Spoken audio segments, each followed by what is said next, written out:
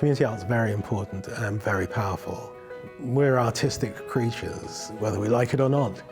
And at the very least, community arts can be therapeutic, and at its best, it can be life-changing.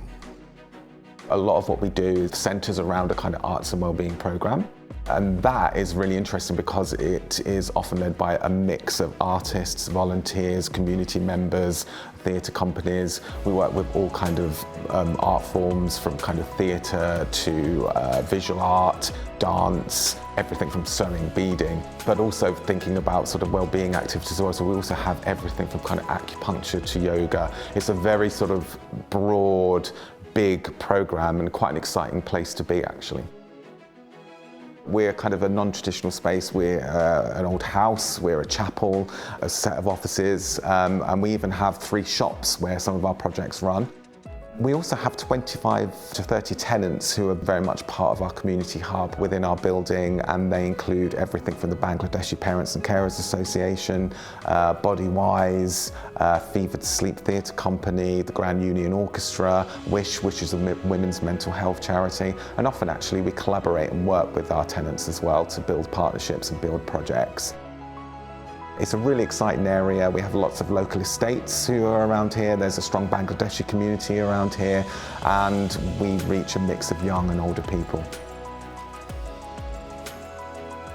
St Margaret's was founded in 1889, really as a missionary opportunity. People came to the East End, they called it slumming, to look at the poor people in the slums. And then some people decided that they ought to do something to support the poor people in the slums, and that was the beginning of the settlement movement, of which St Margaret's House was part. St Margaret's was like the 3rd settlement, and it was a women's settlement that was set up in 1889 by some Oxford and Cambridge women who felt that there was an opportunity for there to be a women's branch of the settlement movement. We cater for all of our local communities. Particularly, we have very close links with the Bangladeshi Parents and Carers Association, which is a multi-disability day centre based here. We've been running an arts project with them called Gaimar Arts over the last year, and it's been really exciting with Spare Tyre Theatre Group helping us. We've been teaching them circus skills. It's been really amazing. Everyone's had a lovely time. St Margaret's House is our landlord and we're one of the tenants. I also am the trustee for St Margaret's House, and we do a lot of activities jointly. Recently, just before COVID, we started doing activities with Gaimar Arts and Spare Tyres, where our service users benefited a lot from. Activities, I think, originally was going to be face-to-face, but because of the lockdown, we then kind of transferred the whole thing into virtual. We were donated laptops and iPads, and that was very beneficial. So we then dropped them over to our service users. We connected them virtually. A lot of activities were done virtually, and service users really benefited from opening a laptop and an iPad and operating that, and actually being a part of a really different activity. So we work with clients from mainly tower hamlets, people who have mental health issues, complex needs and learning disability. When we had either the virtual or the one-to-one sessions at the day centre, I think it was really beneficial for some of our clients. I could see the difference in their behaviour as well as their self-esteem.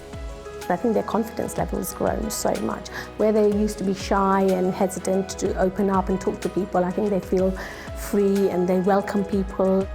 I think partnership works really well, especially in local community, because you're kind of doing a lot of activities and a lot of things locally, and people kind of connect better.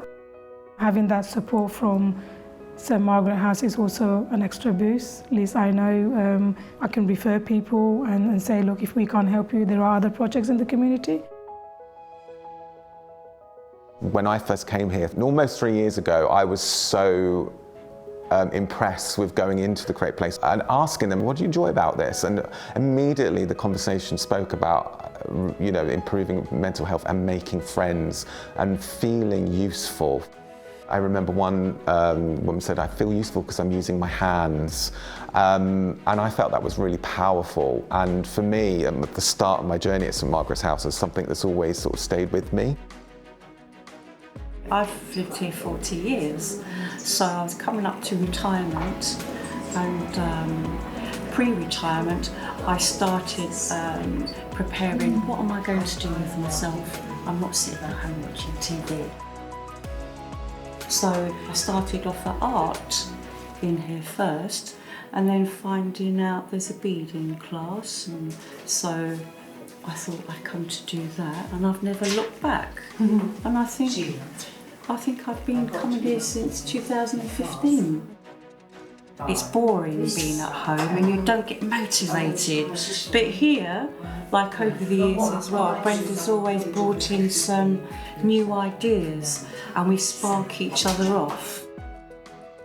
I've been a florist for many years, so old school floristry, you'd do all the wiring. So you'd make your corsages and bridal things, and every single piece is wired.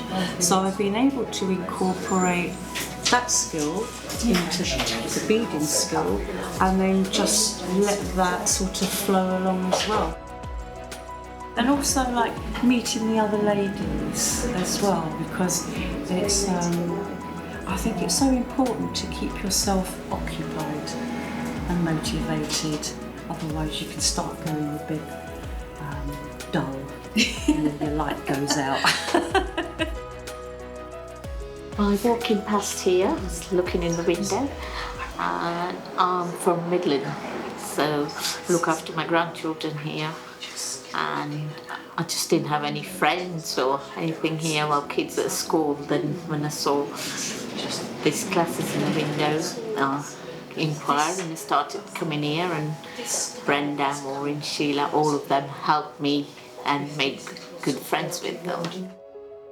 I've learned making necklace out of the sari material, and then doing the bracelet following the pattern and stuff. And I made some bags on Monday classes. St Margaret's House does a lot for the local economy.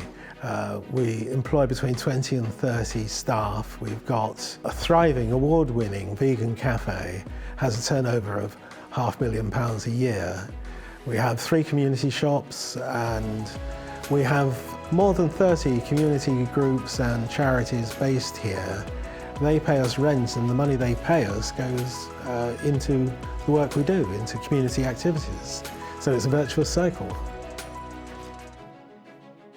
Oka is our charity shop, and it's based next door to St Margaret's House. It's an amazing charity shop and was actually started by a volunteer, and actually goes back to that whole thing about St Margaret's House of volunteers and the community leading and building activities in our community. It is a volunteer programme where we have Nigel who runs the shop, but he works with a team of volunteers who again are local, again looking kind of to increase connections with the community, increase confidence, and also increase their work skills for the future. Ayoka is the Nigerian name for joy. Ayoka was set up roughly about 10 years ago. This beautiful little treasure box of a shop. Donations predominantly from the local area of Bethnal Green, but we do get donations from wider afield. It's an eclectic mix of donations through from mainly women's clothing, but we have a range of bric-a-brac, menswear, books, DVDs and CDs. Really ought to be utilised and resold on again for the benefit of the community that surrounds us. Because of the awareness now of second-hand clothing, sustainability, there's a real big push on recycled clothing. The community itself is absolutely wonderful. It's a really beautiful community. And of course the volunteers that support me, they're absolutely wonderful. They give up their time for free. They come with so much passion. You know, it does so much, it does so much for their confidence. When you make a difference and you know you're making a difference, it makes you feel it just makes you feel really warm inside. Just sometimes simple things, you know, customer just wants to talk to someone.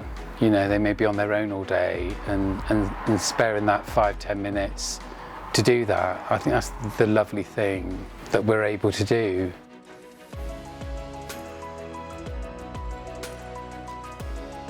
This is the Gallery Cafe, our vegan cafe, very popular, especially at the weekends. Most of the food that we sell is homemade daily, freshly on the premises. So that's a bit different from most of the places you'll go to.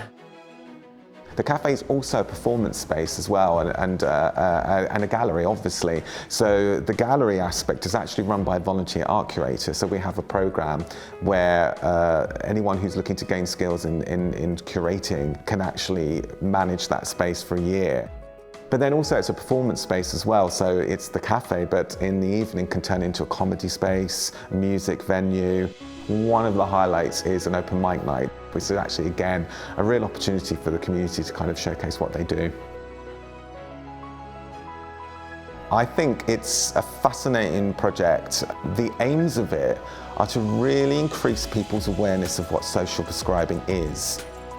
There are two elements to it. One, yes, there's about delivering activities. So we have everything from walks to COVID cafes, and these are all delivered by ourselves and partner organisations. But then there's also a strategic element where we're bringing people together for all kinds in the community, artists, link workers, social prescribers, any kind of like community organisation who has an interest in social prescribing, and we're forming a kind of network. And in that network, we're having discussions about how can we increase awareness of social prescribing and how can we champion the dialogue between particularly cultural and arts organisations and health.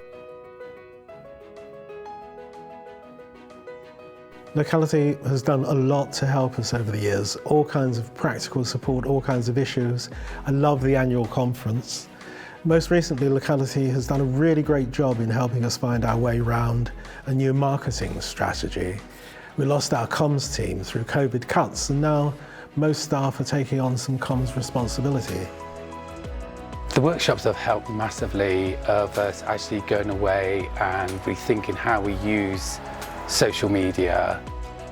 It's been absolutely amazing for us, and actually thinking about presentation, photography, background, and you gain so much knowledge and the fear factor sort of evaporated.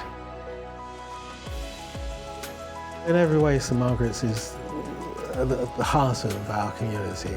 We support a range of activities. We give people opportunities, and we're an open door. I think the potential of this place is amazing.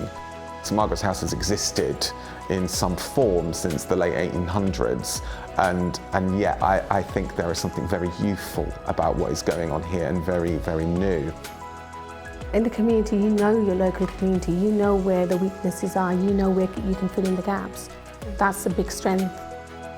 It's a really wonderful local charity, you know, it really is.